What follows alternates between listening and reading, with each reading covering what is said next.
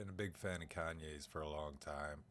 He was the start of Midwest hip hop, down to earth, huge talent, outspoken views, mixing styles, a producer, rapper, and that was all new. This is amidst Twista and Eminem, Nelly, Tech Nine atmosphere, all known for having a wild side, but taking a stance against racism and classism as well. M produced too, but his beats were not at the same complexity level as Kanye's. It's the days of All Falls Down, conscious and backpack rap, big shades, chromatic colors, pop collars, and basketball shoes. Kanye stood out more contemplating the divide between his Christianity and being fly. He's still pondering the vanity of materialism to this day. Coming out of the beater basketball shorts, silver chain, and white sneaks era, Sean John, Echo, Paco, Fubu. Kanye West was my biggest inspiration for my polo look that I rocked from '05 to 2010. I had to have the Milwaukee fitted with the sticker, some weird sunglasses, belt of matching color, some big shiny belt buckle, high socks, and big sneakers, skating or basketball. That's what I was into. I did the shell toes a lot too. Not really jewelry, but if I did, it was a little bit later on. I got those from kiosks or hip hop jewelry sites. The Ye went to college in Chicago for a bit too. He wasn't speaking down on poor people like many rappers were, and it made him stand out. And he was offering a different perspective, mixing street smarts and heightened vocabulary with art, personality, pain. My senior quote was from Kanye West. So if the devil wear Prada, Adam, Eve wear nada, I'm in between, but way more fresher. Kanye University was a good read. An artist with a blog, he showed me that rappers can write other content too. Got into fashion. The boosts are dope. I got kind of the knockoff versions, not the Yeezys, but the boosts, you know. Some of the stuff is too expensive. Those rag cloths that he came out with first seemed a bit ridiculous to me. The Gap trash bags and the Croc runners, some of the things he's done are maybe not in my closet, but I still respect him for taking the chances in the fashion industry. He's got funny cameos. Kanye's a comedic person. He likes to make people smile and laugh, dance, and feel great. He's also known for taking the time to listen to MCs that come up to him on the street, even offering them big opportunities. He's also put on a lot for Midwest artists through his music and other projects. He's a true hip-hop OG of Chicago in this area. And then he brought that into good music too, which, again, the Midwest solid artists there, Common, Big Sean, at least at the time, you know, Sci-Hi the Prince, and other artists. He moved out to Cali, and, you know, obviously things are going to change. His life is changing. The Life of Pablo I enjoyed. I was out west at the time, and I don't know, I just felt like I related to it maybe a little bit more. I was worried about Kanye when he moved to California and got involved with Kim. He was doing the reality TV thing. I thought we were going to lose sight of him. You know, maybe he's going to get lost in Hollywood. Maybe that is what happened. But you start thinking bigger. He's talking land. He wants to, you know, start a church or a school or something. Big ideas. And he's keeping going with the music. He changed it up. Okay, he got more Christian with it, but that's his choice, isn't it? Kanye, you're probably my favorite hip hop artist of all time. And you've been a phenomenal English teacher, really. He's had some outbursts, as they've been called in interviews, with paparazzi, George Bush, Taylor Swift, Sway, shows, Pierce Morgan, and most recently, Jewish people. I was canceled internationally in 2009 at age 19 for creating the Coastie song, making a fun dance song about the privileged American coastalites and Jewish women of Madison, Chicago, and beyond. I was trying to hit, and it was a sensation. The first original song I published online, an official single with cover art. We promoted it with guerrilla marketing and social media, passed out flyers in the street, throwing them in classrooms, going door to door to bars or restaurants, chalking, sticker bombing, emailing, tagging, Facebook, Twitter. I was getting love from all directions, in person and on social media. I was glowing up. In person, Jewish people overwhelmingly express love for the song. Talk about the lyrics sometimes, but never in depth, really, not even in interviews. Mostly it was that the song was entertaining, a lot of slighting me and where I'm from, of course, calling me white, goofy, stupid, especially the males. The Jewish babes, women for me, invited me to all their study sessions and events, wanted me to rap for them, tell my story, explain my outfit, take off my shirt. I got a lot of press coverage, but the vast majority was about how ignorant I was. You can still look many of those pieces up. There were a couple opportunities for shows at this point, and that was a dream come true. R. Kelly apparently called and offered to be on the song, a remix for hundreds of $1,000s. This is through somebody from Indiana. Mike Posner said he knew the song when he came to Madison to perform. We sang a few lines of the hook in the lobby at the venue. My Associated Press interview reached New York Times, LA Times, Chicago Tribune, Miami Herald, and internationally to The Guardian in the UK. Colleges including UW-Madison and York University and Toronto, Ontario, were incorporating the song into curriculum, sparking higher education conversations and intercultural dialogues. I made a few $100s on the song, but I was also called an anti-Semite for it, many times. Xenophobic, racist, equated to a Nazi, all around America. Kanye rap, I need more drinks and less lights, and that American apparel girl in just tights. On the gorgeous record off Dark Twisted Fantasy, within a year from when I dropped the Coastie song. I mean, it'd be silly to think that he didn't hear the song, right? Being as connected as he is to the area, I don't know. He's never admitted to it publicly, and I haven't had the privilege of speaking to Kanye. I was canceled, tortured, opportunities snatched in front of millions. I'm still trying to make sense of it, really. And those I try to talk to about it just have snap reactions, NPC responses. You can't say that. You're a Nazi, of course. You're a white boy. You messed up. That's racist. Jewish people have never hurt anybody. Jews were slaves in the Bible and walked across a desert for 40 years and through the Red Sea to find the Holy Land. The Holocaust, never again. Respect Zionism. And there are others, but those are the most common. I have lived with and nearby many Jews since starting college at UW-Madison, which is an exceptional experience for an American. Kanye has a unique experience of his own, but we're both artists coming from the Midwest with experience in hip-hop and LA. If you're a working class American, you've likely never spent much time with a Jewish person before, if you have at all.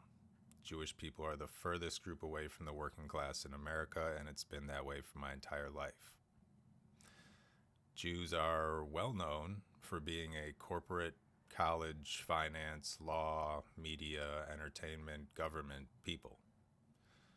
White collar. Jewish people have made incredible contributions to America in my life.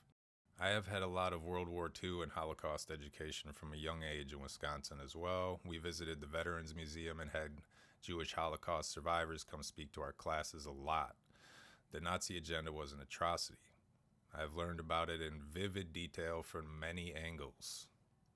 People have called me a Nazi countless times, but I've never supported Nazis once. I've also been balding since like 14 years old, which is incredibly difficult to deal with by itself. But also I have what could be construed as a German last name, and I'm from a notorious liberal city in a highly German state of Wisconsin. It's like I have a target on my back already before I even arrive at the level to meet Jews and drop the Coastie song. Jewish people are a small minority in Wisconsin and the United States, but have been hyper overrepresented at UW-Madison and in America's top income and social classes for decades. Jewish income level is higher than any other religion in America. 95 to 98% of Jews identify as white, and white Americans hold 86% of America's wealth. Per Hillel, UW-Madison has the 6th most Jewish students of any U.S. college. That's behind Florida, Rutgers, which is in New Jersey, Central Florida, Maryland, and Michigan. At the state's flagship public university, UW-Madison, 5,000 Jews make up 15% of undergrads, and 1,000 make up 8% of graduates. There are 33,000 Jews in Wisconsin, which is under 1% of the population. As a comparison, there are over 70,000 Native Americans in Wisconsin, which composes over 1% of the population. There are 72 undergrads and 36 graduates of that ethnicity. Natives are the most impoverished group in America and have historically lacked access to higher education, middle-class jobs, equal rights, and positive representation in the news, radio, TV, and film. UW-Madison is also built on ancestral Ho-Chunk land. Most of these Jewish students come from out of state. Tuition is 4 times out of state what Wisconsin pays. UW also brought in more out of state students than in state last year. Diversity is great, I love it, but this low effort strategy has turned out to be harmful to Native Americans, local culture, underrepresented ethnic groups, the working class, Wisconsin, education, myself, and much more. I don't hate Jewish people. I've had to say that a lot. Too much. I don't hate white people either. I shouldn't have to say that either. I don't hate any race, ethnicity, or color of people. I love Jewish people as I love all people in general. We're all born into different circumstances, and while the implications of our words and actions depend on what we look like and what we sound like and where we're from, that doesn't mean any two of us are identical. That being said, I strive to think independently, while Americans are well known for doing the opposite. Adam Sandler went out of his way to say hi to me in passing. That's extremely rare of celebrities in LA. Soren Baker was a positive influence on me coming to DX out west. Jewish rappers Modest Yahoo, A$AP Rock, Drake, Lil Dicky, Mac Miller, and LP are all dope MCs. A friend from college invited me up to his family's home in the Northwoods. We saw the sights and had an amazing weekend kicking back on the lake and at the casino. I met a few memorable Jewish women as well. That have offered genuine, insightful thought into my style and music, unfiltered, which I love. I met a talented Jewish writer and actor on set out west, and I published his paper to Basement Made. He spoke of the history of Jewish people and their involvement with hip-hop in America, all fantastic memories. After the Coastie song and international success, I started applying for record labels, media outlets, radio, TV, film, news, magazines, blogs, theaters, anything music related. I got gigs at the places I heard back from, all music outlets, 2 of them hip hop. I learned and achieved a lot, but none were paying livable wages. I've researched too many people that have been chosen in place of myself for these same entry-level positions, try and see what the secret sauce is, but there's no flavor. Competition has nowhere near the amount of direct experience I have, or job experience in general, and there's no way they could put together a video like this. There's no juice. These people hired over me can't touch my originality, what I've done to build my name independently, produce big numbers, reach and accomplish in the industry, or collaborate with as diverse an array of personalities. In hip-hop, your background is supposedly important too. The competition is a stereotype. Not exceptionally talented, innovative, unique, or well-rounded. They haven't overcome anything serious or impressive, and their interesting stories are all based in privilege. There is a common type of American Jew that works mercilessly to maintain tactical white-black divisions in our society. One of the primary goals of this agenda is to convince black people to never respect or work with who they consider whites. I've seen this a lot in hip-hop over the course of my career. This type of Jewish person encourages black people to hate, attack, torture, scam, and misattribute non-Jewish people however possible for all they've done to you, but love Jews as their alt-white or white ethnic ally, the sole exception to racism. Constantly complaining about anything, just to complain and make whiny noises, sprinkle in some Yiddish pseudo-intelligent commentary, and for my entire lifetime calling white people goofy, ignorant, privileged, soft, sexually confused, untalented, fake, stupid, inferior. Jews factually being the most privileged race, ethnicity, and religion in America. appropriating, splitting hairs, cherry picking, blackfishing, central to maintaining this long-standing form of white supremacy. Conversing with other white people as white people, then flipping a switch around black people portraying themselves as having this ancestral bond, which makes this Jewish-black relationship stronger. If you listen to mainstream or indie hip-hop, you know white equals bad, Jewish equals good, black equals good. I've witnessed these domestic terrorists consistently show intense hatred towards Native Americans, obviously, Christians, Muslims, other religions, the poor, laborers, rural people, the mentally disabled, and other easy targets. It should be commonly known that the vast majority of fans that go to hip-hop shows are from white and other non-black, non-Jewish, non-Nazi, non-slave-owning family backgrounds. Clearly, these white people want to be around black rappers. Thousands of them, possibly millions, have genuine, thoughtful, intricate, in-depth insight and perspective on the rapper's artistry and authentic, platonic love for the artist. I'm not at all speaking on behalf of any group of this video. I'm not advocating for any race but human. I'm speaking out for myself, and I want to work through this ongoing blacklisting, shadow banning, so that I'm permitted to succeed and interact with people of all types. There's an unwritten and soft-spoken, as I should be right now, right? So my neighbors don't hear me saying this. In white collar and in America, say anything negative about Jews publicly, your career and social life are over. You might be in physical danger too. It's that you do not speak of or to the Jews unless they address you first, and if you do, it better be what they want to hear or they're done with you.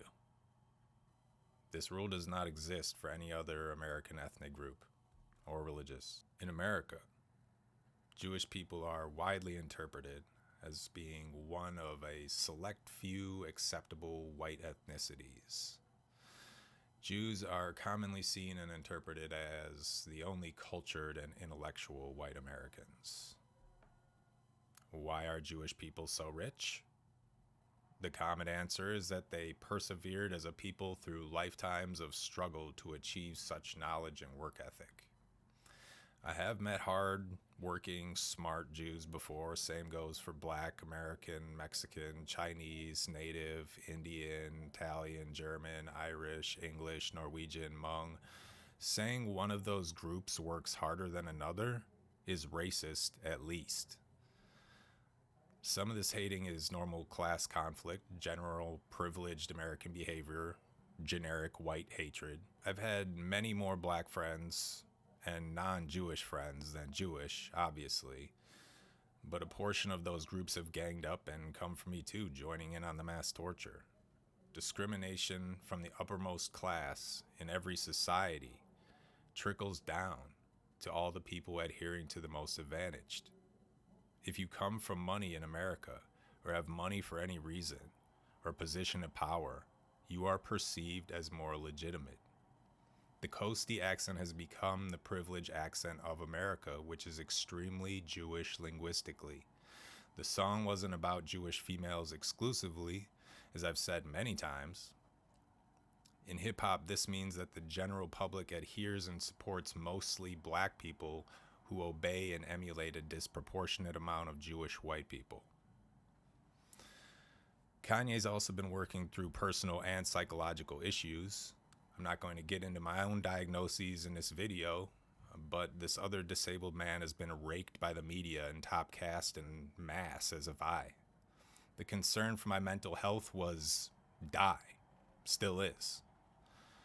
Go back and look at how Ye was treated in 2016, 2017. That's also when I deleted my Facebook and people came out of the woodwork and went crazy on there to say anything sadistic they could about me, while I was broke, living on the street, homeless. Obviously, most of them deleted their Twitter libel. They're spineless. I've deleted some things I regret posting too. Most of us have. However, I'm one person. I come from struggle. I was poor, still am. I'm still fighting for my basic rights.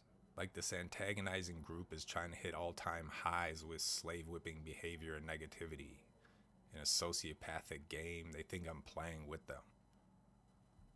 Of course, anything you say and do after being diagnosed with a mental disorder can and will be judged on the scale of normal to crazy person. You can't be considered intellectual, and your actions are always deemed off base.